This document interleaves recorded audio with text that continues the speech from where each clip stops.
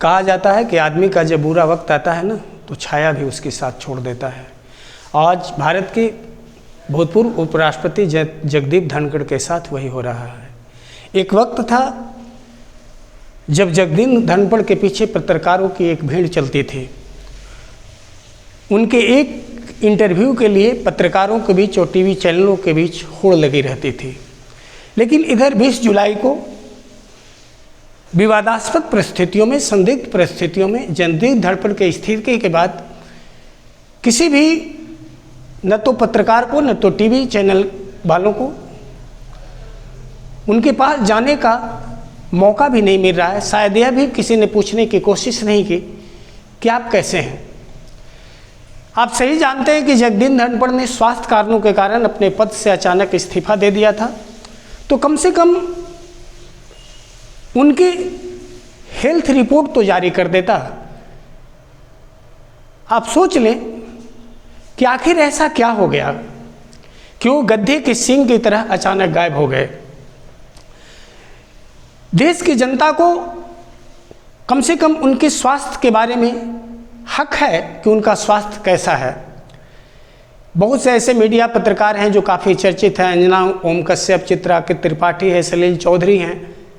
हे देवता, कम से कम उनके लिए 1 सेकंड का उनके स्वास्थ्य की जानकारी तो दे देते, हेल्थ रिपोर्ट तो जारी कर देते। वो तो भारत के कुछ ऐसे पत्रकार हैं जो काफ़ी गंभीर हैं, काफ़ी साहसी हैं, जैसे रवीश कुमार और संदीप चौधरी। उनका शुक्रिया अदा करना चाहिए कि इन्होंने इस मुद्दे को बहुत ही ज़ोर शोर से उठाया है कि आखिर जगदीप धनखड़ अचानक कहाँ गायब हो गए हैं, और उम्मीद है कि उठाते भी रहेंगे। देखिए, जो व्यक्ति अपने आत्मसम्मान के साथ समझौता करता है, हर व्यक्ति को यह शिक्षा लेनी चाहिए कि जो भी संवैधानिक मूल्यों या सामाजिक मूल्यों या मर्यादाओं का हनन करने की कोशिश करता है या उस सीमा रेखा को लांघने की कोशिश करता है तो उसका यही हश्र होता है। हम कह सकते हैं कि जैसी करनी वैसी भरनी। जब माँ सीता भी मर्यादा की सीमा रेखा को लांघी थी ना, लक्ष्मण रेखा को लांघी थी ना, तो उसका क्या हश्र हुआ था पूरी दुनिया जानती है। और हम किस खेत की मूल्य हैं। इसलिए हर व्यक्ति को शायद जगदीप धनखड़ को उसी सम्मान के साथ विदा किया गया जैसा उन्हें संवैधानिक मूल्यों का सम्मान किया था। वो कभी भी एक पद की गरिमा या संवैधानिक मूल्यों की गरिमा को स्थापित नहीं किए थे। ऐसा लगता था कोई पार्टी विशेष के लिए काम कर रहे हैं। तो आज का टॉपिक है भारत का उपराष्ट्रपति। आप जानते हैं कि जगदीप धनखड़ जो थे वो 14वें उपराष्ट्रपति थे। उनका काज था 2022 से लेकर कितना 2027 तक, लेकिन पिछले 20 जुलाई को क्या दे दिए हैं, अचानक इस्तीफा दे दिए हैं। अगला राष्ट्रपति का चुनाव होना है, जो भी होंगे वो सुलमा होंगे। और जो एनडीए के उपराष्ट्रपति पद के उम्मीदवार बनाए गए हैं वो एस.आर. राधाकृष्णन हैं, जो आरएसएस जो होता है ना संगठन, उससे संबंधित है। और इधर जो इंडिया गठबंधन के हैं उसमें वाई सुदर्शन हैं, जो पूर्व न्यायाधीश हैं, रिटायर्ड न्यायाधीश हैं। इन दोनों के बीच होना है। तो भारत का उपराष्ट्रपति क्या है, संविधान के कुछ अनुच्छेदों का मैं उल्लेख करना चाहता हूँ। देखो, अनुच्छेद 63 में यह उल्लेख है कि भारत में एक उपराष्ट्रपति होगा। एक क्या होगा, उपराष्ट्रपति होगा, एक उपराष्ट्रपति होगा। 64 में है कि जो भारत का उपराष्ट्रपति होता है, भारत का उपराष्ट्रपति होता है वह राज्यसभा का पदेन सभापति होता है, पदेन सभापति होता है, पदेन सभापति होता है। याद रखना बच्चों, कोई कहे कि सर राज्यसभा के अध्यक्ष या सभापति का चुनाव होता है, तो इसका चुनाव नहीं होता है, क्योंकि जो भारत के उपराष्ट्रपति होते हैं ना, वही राज्यसभा का क्या होता है, पदेन सभापति होता है। और 65 में उल्लेख है कि अगर कभी राष्ट्रपति का पद रिक्त हो या खाली हो तो उपराष्ट्रपति राष्ट्रपति के कार्यों का निर्वहन करता है, और उसका जो वेतन भत्ता होता है वह किसके वेतन भत्ते का भागीदारी होता है या किससे वेतन भत्ते का भागी होता है, राष्ट्रपति। समझ रहे हो बात को।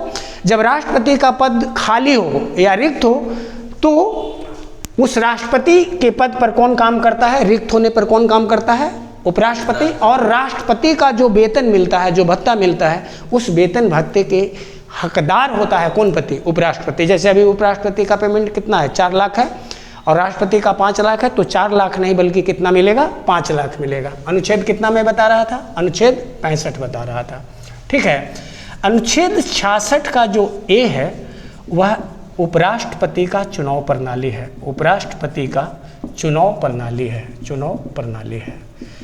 और 66(3) में उपराष्ट्रपति की योग्यता है, उपराष्ट्रपति की क्या है, योग्यता है। उपराष्ट्रपति का चुनाव प्रणाली यह होता है कि उपराष्ट्रपति का चुनाव अप्रत्यक्ष विधि से आनुपातिक प्रतिनिधित्व के एकल संक्रमणीय विधि द्वारा होता है। और उपराष्ट्रपति के चुनाव में केवल लोकसभा और राज्यसभा के क्या लेते हैं, लोग क्या लेते हैं, भाग लेते हैं। और उपराष्ट्रपति के लिए योग्यता होती है कि वह भारत का नागरिक हो, उसकी न्यूनतम आयु 35 वर्ष हो, वह किसी लाभ के पद पर नहीं हो, या राज्यसभा का सदस्य बनने की क्या रखता हो, योग्यता रखता हो। यह है क्या, उपराष्ट्रपति के लिए क्या है, योग्यताएं हैं। अनुच्छेद 67 में, अनुच्छेद कितना में, 67 में यह दिया गया है कि उपराष्ट्रपति को उनके पद से हटाया कैसे जा सकता है। तो उपराष्ट्रपति को उनके पद से हटाया जा सकता है, राज्यसभा में उनके प्रति एक अविश्वास प्रस्ताव लाया जाता है। और इस अविश्वास पर, ऐसे उपराष्ट्रपति का पद कितने साल का होता है, 5 साल का। उनका कार्यकाल जब पूरा हो जाएगा 5 साल के बाद हटेंगे। अगर उनका कार्यकाल पूरा नहीं होता है, किसी विवादास्पद परिस्थितियों के कारण, या कभी ऐसा गंभीर मामला हो जाए उसके खिलाफ, तो राज्यसभा के सदस्य उसके खिलाफ अविश्वास प्रस्ताव लाएंगे। और इसकी सूचना कितना दिन पहले, 14 दिन पहले उपराष्ट्रपति को क्या देनी होती है, जरूरी देनी होती है। और उस दिन अब अपने बारे में जो उस पर दोष लगाया गया है, उस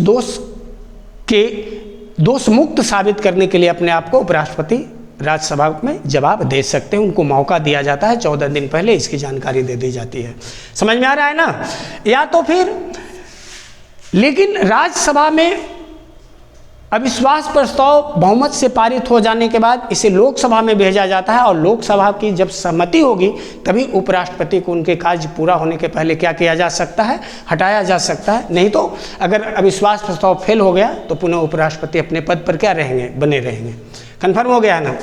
अनुच्छेद देखो 68 में बहुत ही एक गंभीर चर्चा है कि उपराष्ट्रपति अगर किसी कारणवश अपने पद से इस्तीफा दे देते हैं, किसी कारणवश इस्तीफा दे देते हैं, तो उपराष्ट्रपति अपना हस्ताक्षर सहित इस्तीफा किसको सौंपता है, राष्ट्रपति को सौंपता है।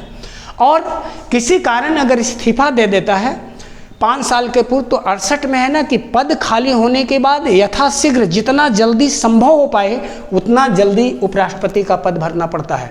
क्योंकि राज्यसभा का क्या होता है, पदेन सभापति होता है, और राज्यसभा का कार्य क्या हो सकता है, प्रभावित हो सकता है। ये कितने में वर्णन है, अनुच्छेद कितने में मैं वर्णन बोल रहा हूँ, 68 में। अनुच्छेद 69 में वर्णन है बच्चों, उपराष्ट्रपति का शपथ ग्रहण। उपराष्ट्रपति का शपथ ग्रहण करवाता है भारत का कौन, पति, राष्ट्रपति। और उपराष्ट्रपति अपना त्याग पत्र स्वेच्छा से किसे सौंप सकता है, राष्ट्रपति को। और यह भी जान जाइए कि राष्ट्रपति किसको सौंपता है, उपराष्ट्रपति को। और अनुच्छेद 71 में वर्णन है कि अगर राष्ट्रपति और उपराष्ट्रपति के चुनावों से संबंधित कोई विवाद उत्पन्न होता है तो इसका फैसला कौन न्यायालय करेगी, सर्वोच्च न्यायालय करेगी। इसका फैसला चुनाव आयोग नहीं करेगी। तो आज के क्लास में मैं राष्ट्रपति के बारे में अनुच्छेद 63-64 थोड़ा सा ध्यान दीजिएगा, इसके बारे में आपको उल्लेख किया हूँ। अगले क्लास में मैं कुछ अलग शीर्षक पढ़ाऊँगा।